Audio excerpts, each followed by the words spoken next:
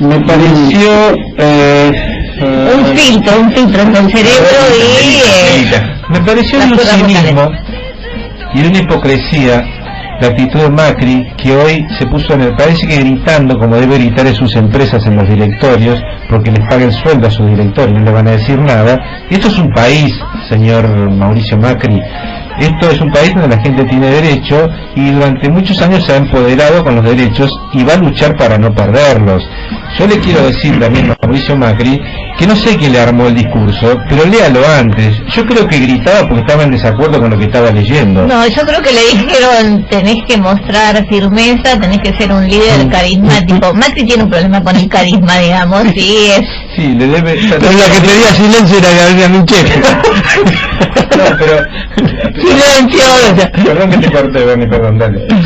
Digo que me parece que él intentó mostrar una imagen de presidente firme. A lo mejor dice una cosa son las intenciones, otra cosa son los resultados. No hay que juzgar las cosas solo por el resultado, sino por la intencionalidad. Yo creo que dijo, acá necesitamos un presidente, dijeron un presidente firme, un presidente que se conecte con el pueblo, que sea convincente. Vos pensás que uno de los puntos que más le ha hecho bajar a Macri son estas idas y vueltas con las decisiones, ¿no? Sí. Parece un presidente dubitativo que no sabe bien qué hacer. Me parece que estuvo planificado, más allá del resultado, de mostrar a un presidente en manejo total de la situación y con un tono de seguridad que en general no tiene. Yo le vi un tono total. El tipo que grita para mí es no es buen actor, más inseguro. El tipo que grita es el tipo más inseguro que yo puedo ver, de acuerdo a lo que yo he aprendido y tantos años de observar los tipos que gritan, porque aparte el grito te distancia mucho si no tenés el contenido del grito. No sé, le digo a un director teatral, sí. O sea, cuando vos gritas, vos ves a House of Cards, lo ves a Underwood, nunca levantó nada, pero hay una verosimilitud en lo que dice, que Macri gritando piensa que está frente al directorio y piensa que está porque le paga el sueldo, como le dijo a Coluga, que era el gerente y el mano derecha de Franco Macri, si no te echa tu papá te voy a echar yo.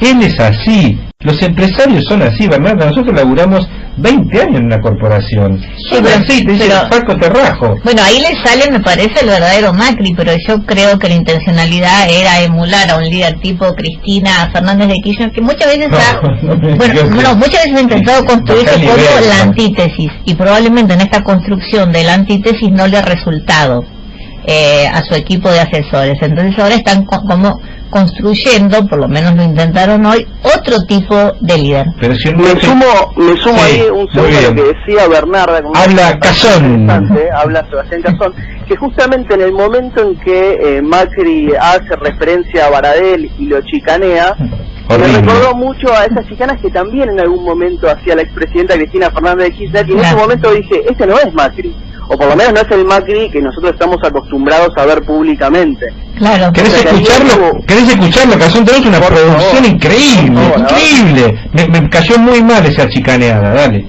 Para cuidar a los docentes.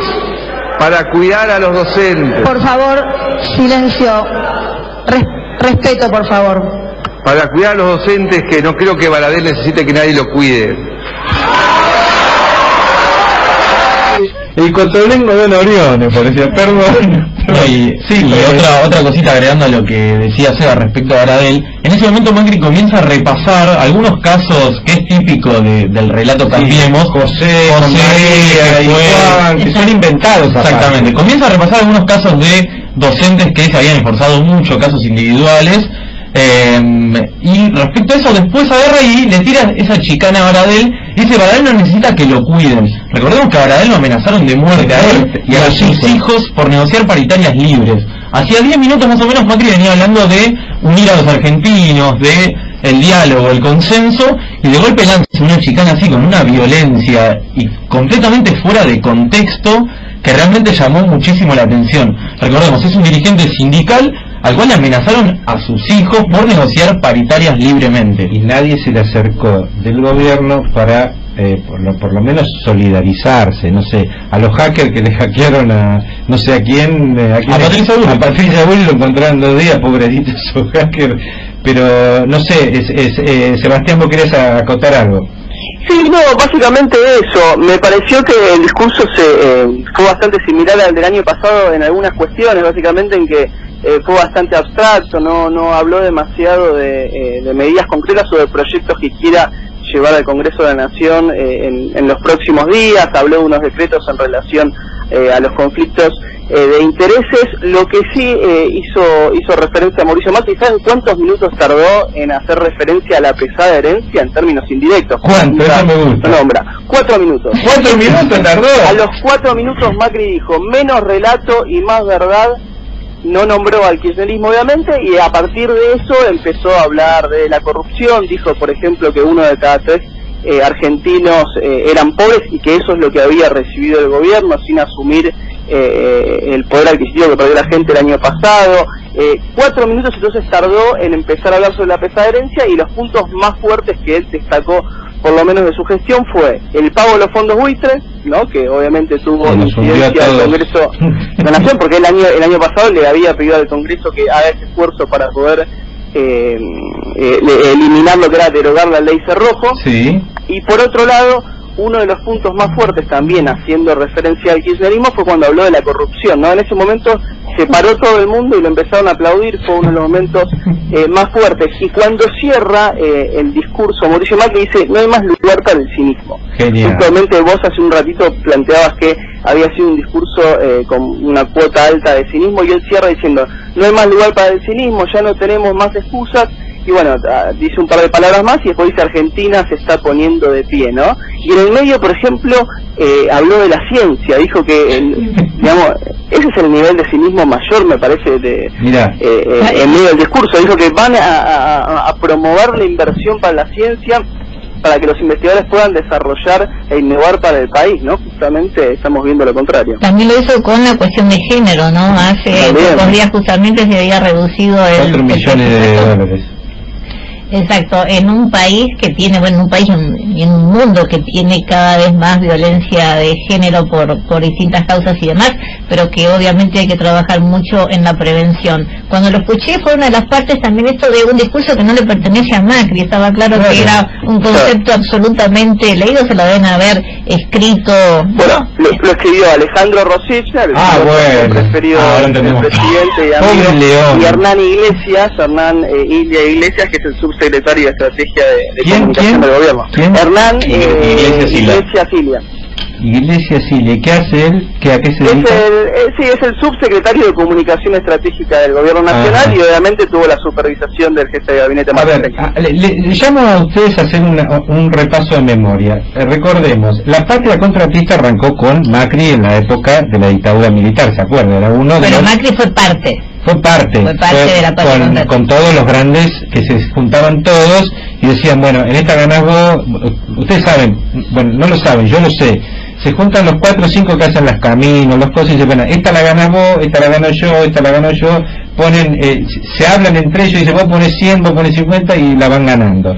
Entonces, toda esa deuda que él adquirió durante la dictadura militar, cuando era presidente del Banco Central Cavallo, la pasó a todos los argentinos. O sea que toda la deuda que tenían millones de dólares Macri, la pagamos todos los argentinos. Después tuvo una causa por contrabando. A ver, recuérdenme todas las que tuvo. Fue contrabando de autopartes de Sebel a través de Uruguay. Para evadir impuestos, ¿no? Sí, la famosa corte de mayoría automática de Carlos Saúl fue quien salvó a la familia Macri, porque directamente estaba procesado y con condena. Sí, iban a tener una condena firme.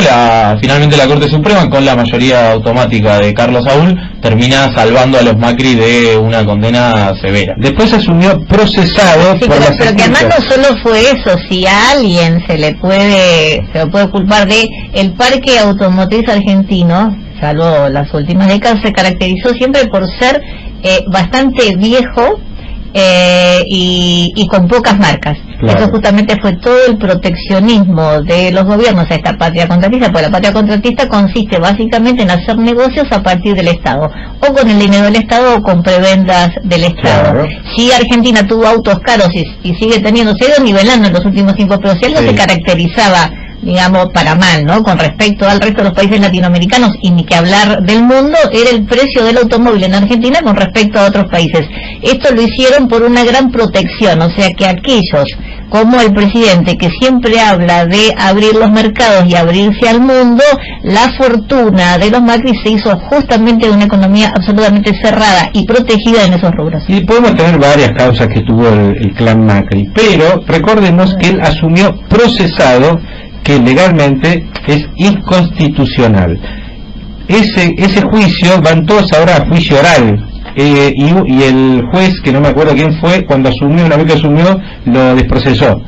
No me acuerdo cuál fue el juez, pero bueno, una vez que fue presidente dije, che, yo no voy a procesar al presidente a ver si tengo problemas. Por lo tanto, vamos a escuchar lo que dijo de la corrupción, porque algo de corrupto hubo, o de corrupción hubo en toda su gestión al frente de Sebel y todas sus empresas. A ver qué dijo de la corrupción. Seguro que esforcémonos para que en el 2019 alejemos la trampa de la política. La corrupción es un mal que envicia lo político. Detrás de la corrupción hay millones de argentinos sin cloacas, rutas destrozadas y tragedias que se pudieron haber evitado, como la de Once.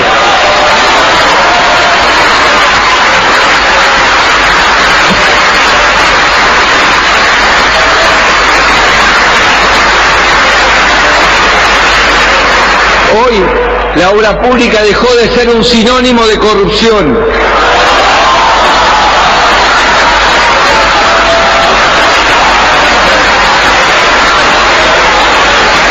Gracias. O sea que Calcaterras dejó de ser un sinónimo de corrupción con ese caso de Olbrecht, que no me sale el nombre. Odebrecht. Y todavía las de Rousselot que tenía que hacer la familia Macri, las cloacas, ¿las hicieron? Esa te la debo. Creo que por eso se puso nervioso. Las hicieron, terminaron de hacer. Un negociado importante, unas coimas importantes se cobraron. También los Macri han hecho mucha obra pública, eso que Macri decía que había corrupción, y ojalá que esta ley sea retroactiva, porque dijo vamos a investigar la relación, el nexo entre empresas privadas y gobierno. No nos olvidemos, por ejemplo, que los Macri construyeron la Panamericana. Claro, pero igualmente ahí las leyes no son retroactivas, ¿verdad? Ay, si qué se sacan una ley de una ley de responsabilidad empresaria, no puede investigar, por ejemplo, el negocio del correo o el de Avianca. Qué ingenuidad la mía. No hay conflicto de interés. Escuchemos lo que dijo con los conflictos de intereses. Como dije hace unas semanas en la conferencia de prensa, pedí a la Oficina Anticorrupción que cree un mecanismo para separar mi actuación ante cualquier suspicacia frente a un potencial conflicto de intereses.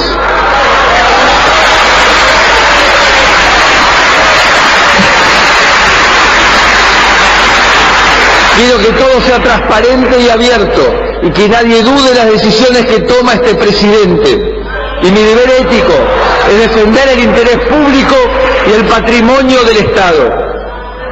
En los próximos días publicaremos 2 decretos sobre juicios y contrataciones para la gestión de conflictos de intereses. La ética y la transparencia no es solo una obligación del sector público, sino que compromete también al sector privado. Por eso, siguiendo los más altos estándares internacionales, pido al Congreso que debate y sancione la ley de responsabilidad empresaria. Bueno, otro país. Yo me siento un boludo. Realmente, perdón, quiero interpretar lo que se debe sentir la mayoría de la gente que vio el discurso, la mayoría de la gente que está